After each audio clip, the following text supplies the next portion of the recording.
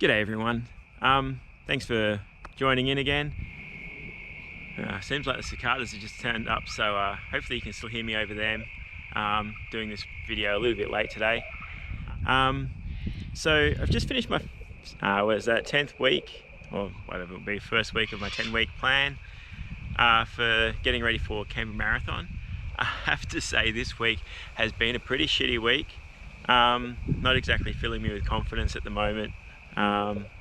It's been sort of a weird week where when I've been out on my runs, I just feel like I'm flat, like I'm running with a flat tire. So I've still ran about 50 Ks this week. Gave myself Thursday off, simply because it was like 36 degrees or something, and I just really didn't want to run in that heat. So I gave myself that night off. And I've also just taken Sunday as a day off as well. I did plan just to do some cycling today, so it was low impact and still a bit of exercise, just a bit of turnover. But in the end, like, I got the bike out, fixed it all up, and then I just went, you know what, I'm gonna have the day off. So pretty lazy that week. It has still been about a 50k week for me though. I ran my normal Monday light run with the dog, took him for a cruise that night. Then on Tuesday I did do the planned tempo run that I had.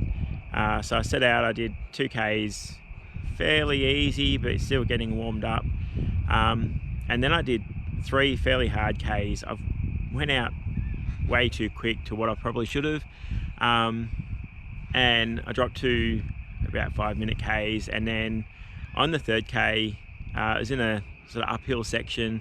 I managed to still hold 5:10s for that one, and at the end of that I was cooked. So I basically just switched back to my easy pace and just seemed to run out doing that. So it's still a 10k run, with 3 fairly hard Ks in the middle of it, and then yeah, it's just getting to the end of the run was pretty much the rest of the way that run went.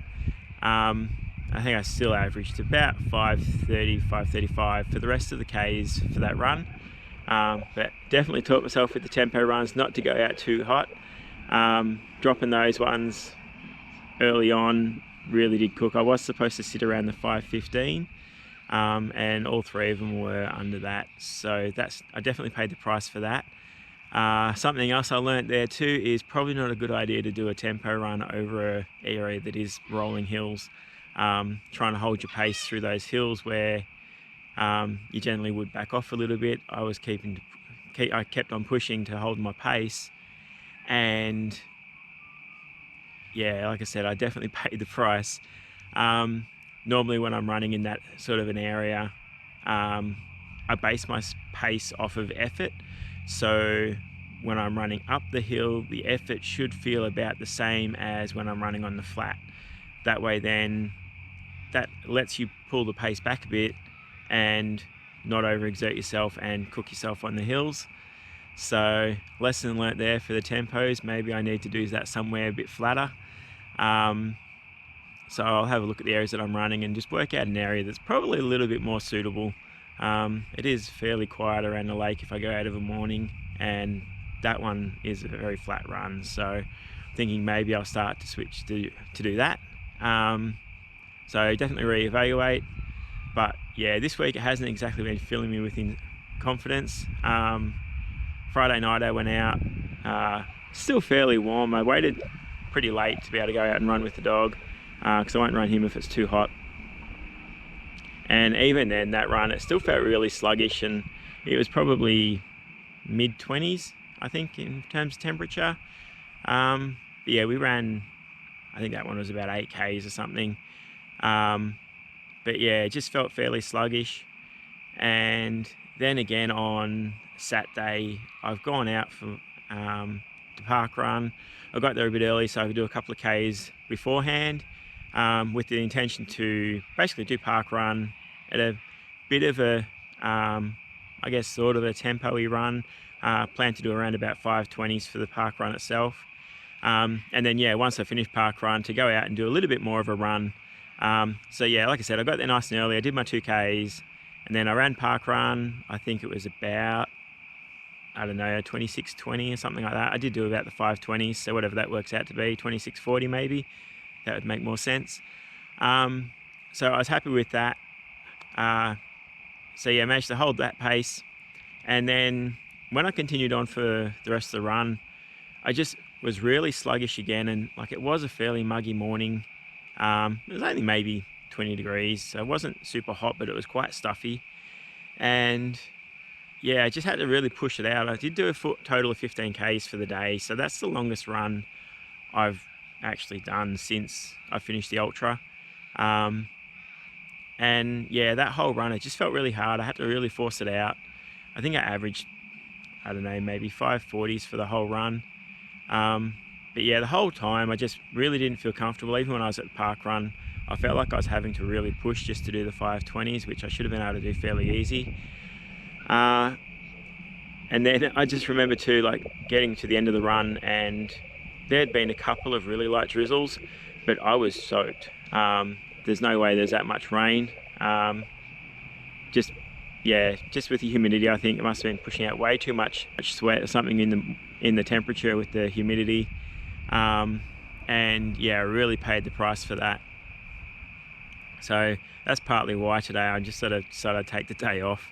Like I said, not exactly a week that's been filling me full of confidence to think that I'm ready to go to Canberra in a few weeks' time and run a marathon, when I had to really push to just force out 15 Ks to think I have to do another 27 Ks on top of that again. Yeah, at the moment, not exactly filling me with confidence. So yeah, we'll put this one down for a learning curve week and be back on the horse again next week. So next week, and hopefully feeling a little bit better after having a few light days now and sort of recuperate. I'm thinking at this stage, I'm going to switch my tempo run to the Monday, which is where I generally do a short light run just with the dog. So I think I might actually extend that out a bit longer, but do it as more of a tempo run. So just with him, do maybe 3 or 4K as part of that 6-7K run, where I will go to about the 5:10. He's way fitter than me, so he'll still just be cruising along beside me while I push myself.